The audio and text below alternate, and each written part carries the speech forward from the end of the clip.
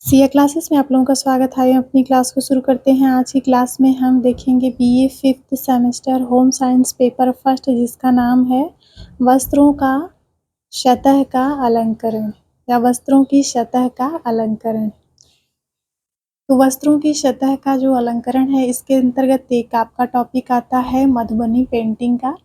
तो आज की क्लास में हम जानेंगे मधुबनी पेंटिंग क्या होती है और इसमें किस तरह की चित्र या फिर तस्वीरें बनाई जाती हैं और ये कहाँ की पेंटिंग है। इससे प्रश्न आपके टीजीटी पीजीटी में भी पूछे जाते हैं, एलटीजीआरसी में भी पूछे जाते हैं। इसके साथ ही आपका नेट जेआरएफ में भी इससे प्रश्न आपके पूछे जाते हैं। तो चलिए क्लास को शुरू करते हैं और देख लेते हैं मधुबनी पेंटिंग क्या है। मधुबनी कला भारत और नेपाल के मिथिला क्षेत्र में प्रचलित चित्रकला की एक शैली है। जो मधुबनी पेंटिंग है, यह भारत और नेपाल के अंतर्गत जो मिथिला क्षेत्र आता है, वहाँ पर एक प्रचलित चित्रकला की शैली है।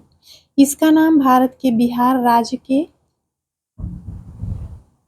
मधुबनी जिले के नाम पर रखा गया है। जो मधुबनी पेंटिंग है, तो इस पेंटिंग का नाम मधुबनी क्यों रखा गया है?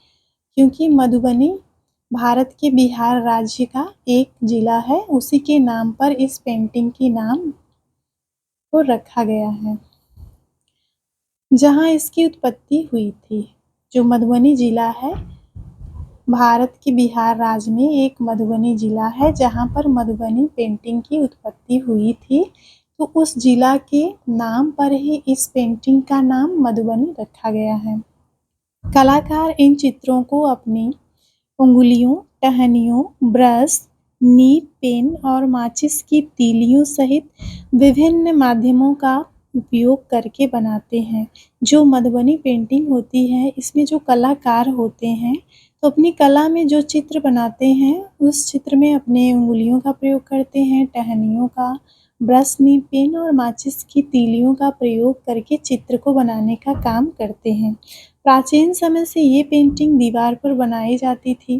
प्राचीन समय में जब ये पेंटिंग बनाई जाती थी, तो इस पेंटिंग को केवल दीवार पर ही बनाया जाता था, परंतु समय के साथ-साथ इन्हें कपड़े पर भी बनाया जाने लगा।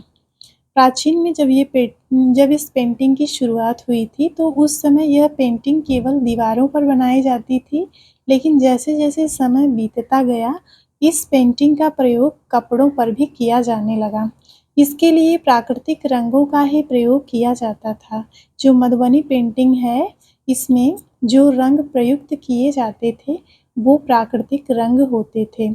आजकल साड़ी, शॉल, दुपट्टा, दीवार पेंटिंग व अन्य सजावटी घरेलू सामान पर यह पेंटिंग की जा रही है। वर्तमान समय में जो मधुबनी पेंटिंग है, इसका प्रयोग साड़ी पर किया जा रहा है, शॉल पर भी किया जा रहा है, दुपट्टे पर भी किया जा रहा है और दीवार पे जो पेंटिंग लगाई जाती है और जो घर के सजावटी सामान होते हैं, उस पर भी मधुबनी पेंटिंग का प्रयोग किया जा रहा है।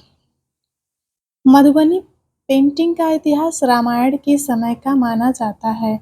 जो मधुबनी पेंटिंग है, इसका इतिहास रामायण के समय से माना जाता है, जब राजा जनक ने एक कलाकार से अपनी बेटी सीता की राजकुमार राम के साथ विवाह की तस्वीर बनाने के लिए कहा था।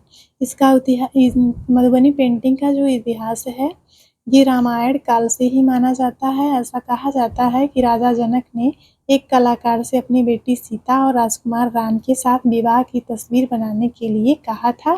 तभी से इस पेंटिंग की शुरुआत हुई थी।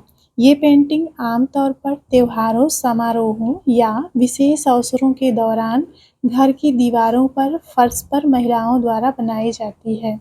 जो मधुबनी पेंटिंग होती है, ये आमतौर पर कोई भी त्योहार हो या फिर समारोह हो या फिर कोई विशेष अवसर हो, जैसे शादी विवाह हो गया, किसी का जन्मदिन हो गया, तो आदि के अवसर पर घर की दीवारों पर या फिर फर्श पर महिलाओं के द्वारा बनाई जाती थी।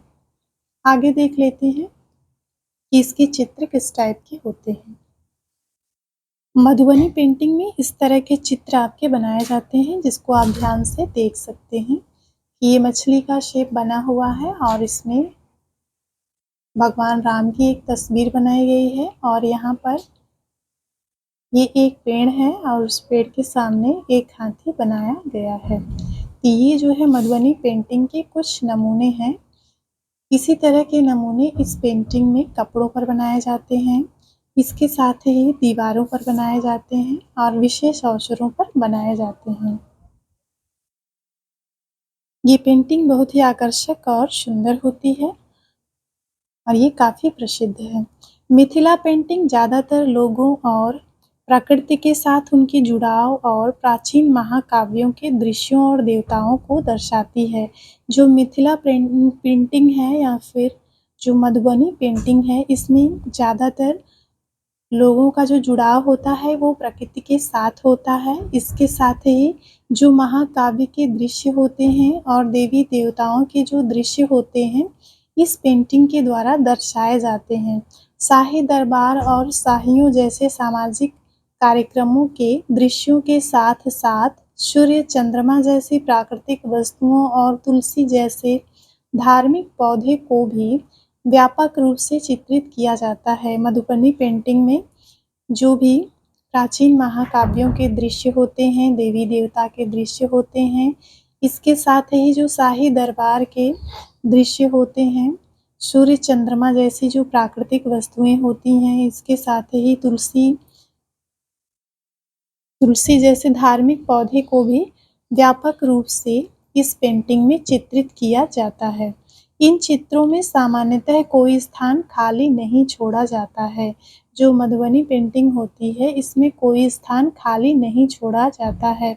रिक्त स्थान को फूलों, जानवरों, पक्षियों और यहाँ तक कि ज्यामिति डिज़ाइनों के चित्रों से भर दिया जाता है। इस पेंटिंग में जो खाली स्थान होता है, उसको फूलों, जानवरों और पक्षियों के अलावा जो ज्यामिति डिज़ाइनें होती हैं, उनका प्रयोग करके उस खाली स्थान को भर दिया जाता है। हाथी, मछली, तोता, कछुए, सूर्य, चंद्रमा, एक बाँस का पेड़ और एक बड़ा गोलाकार कमल का फूल प्रमुख नमूने हैं।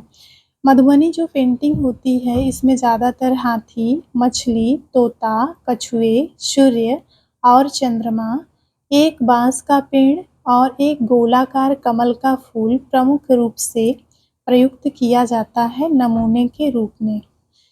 मधुबनी पेंटिंग में जो नमूने बनाए जाते हैं, वो हाथी के नमूने हो सकते हैं, मछली के हो सकते हैं, तोते के हो सकते हैं, कछुए के हो सकते हैं, सूर्य, चंद्रमा के हो सकते हैं या फिर एक बाँस का पेड़ हो सकता है या एक गोलाकार कमल का फूल हो सकता है।